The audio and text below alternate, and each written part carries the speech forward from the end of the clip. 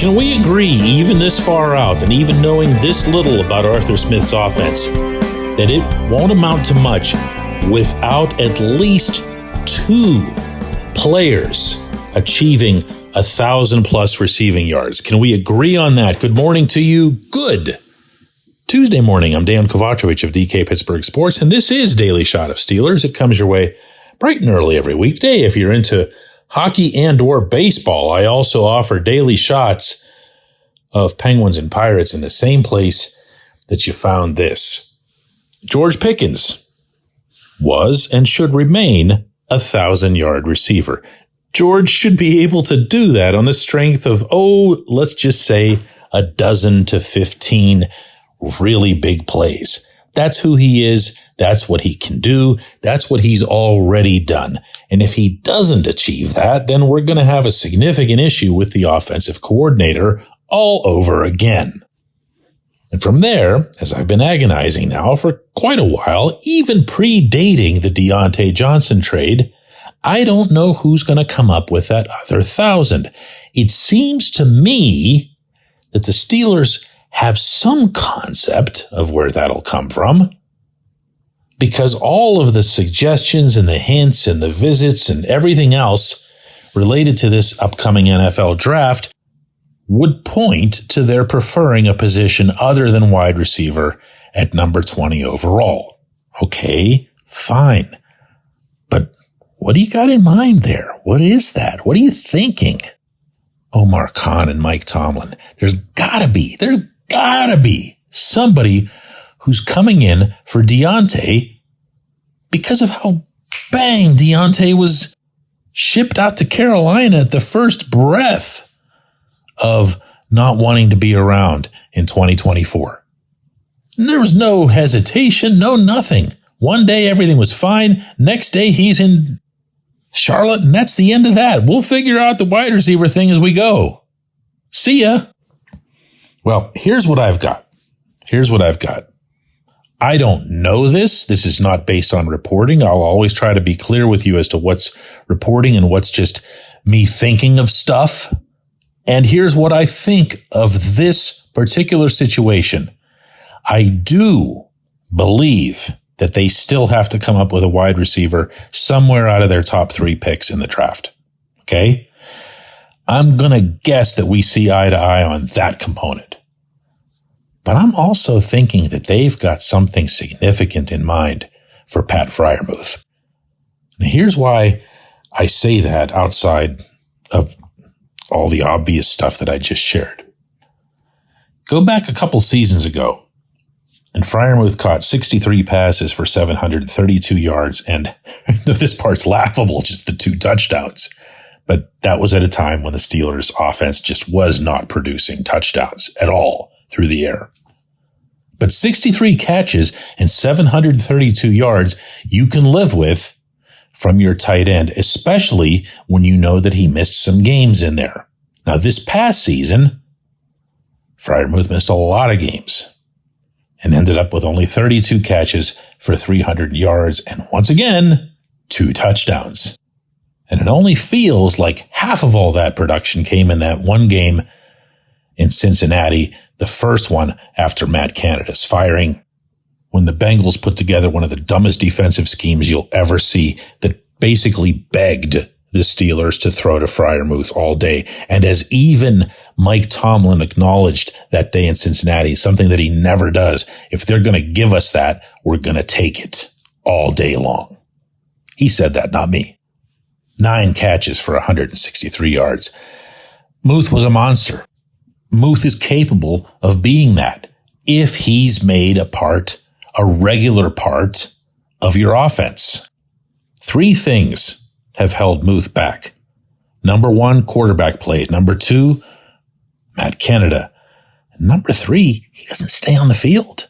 And I'm not one of those that enjoys labeling somebody as injury prone. To me, I've got to see that you have some kind of issues staying in shape, or you have recurring problems with soft tissue injuries, the kind that can most commonly be avoided, hamstrings and the like. Well, that's not what's happened to him. He's gotten really hurt, and he's gotten hurt on visible sequences where something very physical and obvious happened to him. That has to change. That's the first thing that has to change. I don't know that you have to get 17 games out of him, but you got to get 15 or 16. That's got to change. The quarterback, well, heck, that's already changed. And he's going to be dealing with a quarterback, Russell Wilson, who kind of likes to throw to the tight end.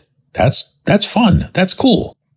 And the coordinator, of course, has changed. And by the way, this coordinator has shown a knack over the years, including his most recent ones in Atlanta, of throwing to the tight end. Yeah, he wants all the bigness and the blockers and the intimidating factor, and we're going to run it right down your throat. But he throws to the tight ends. In Atlanta, he threw to Kyle Pitts.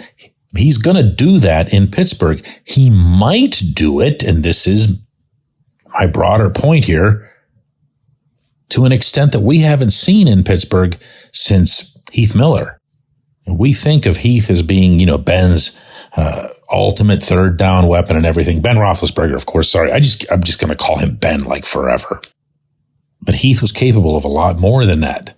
If you think about the way, and I'm not comparing Freiermuth to Heath, or for that matter, Travis Kelce or Rob Gronkowski or other great tight ends or whatever. I don't think he needs to be that. He needs to be a 1,000-yard guy. He doesn't need to carry you on his shoulders to the Super Bowl or whatever. He needs to be a big part of your offense. He needs to be a big part of your passing game. And when I say need, oh my goodness, if the Steelers don't draft a wide receiver in the top 3 picks, you're going to take that word need and you're going to capitalize it, boldface it, underscore it, and then slap it at the top of Mount Washington with red neon letters. When we come back, J1Q. This segment of Daily Shot is brought to you by our good friends at Mike's Beer Bar. They're located on Federal Street, directly across from PNC Park. Mike has more than 500 beers on tap, including from more than 50 local breweries. Stop in and say hello. Tell Mike we sent you. Mike's Beer Bar.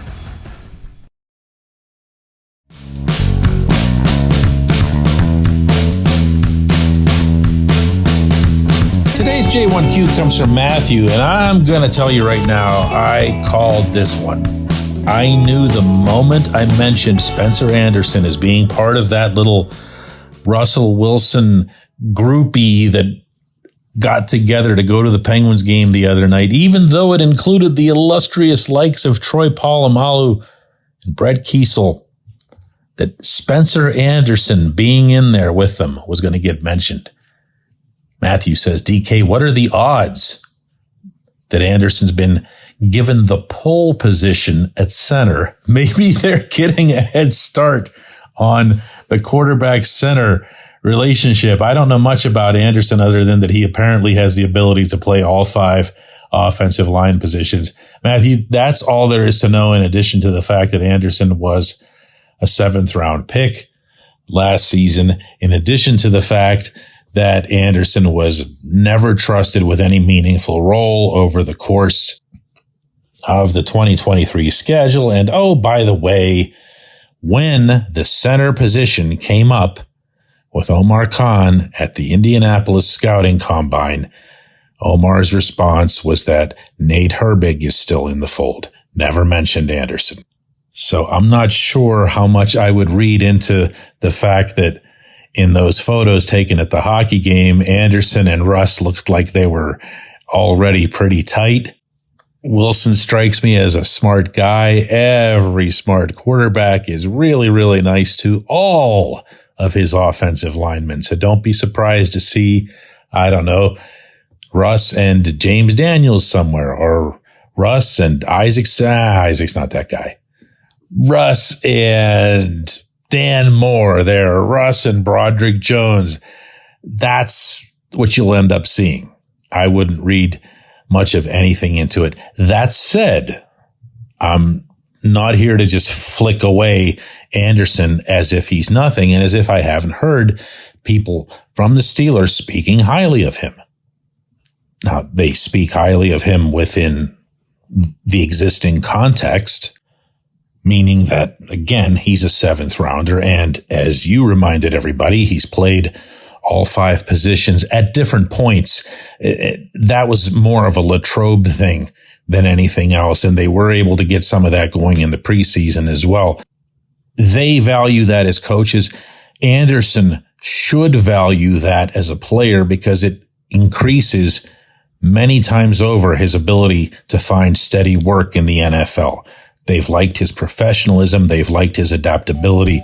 I would not take any of this any further than that. As you and I are speaking right now, the only center on the roster, as they see it, is Nate Herbig. I appreciate the question. I appreciate everybody listening to Daily Shot of Steelers. We're going to do another one of these tomorrow.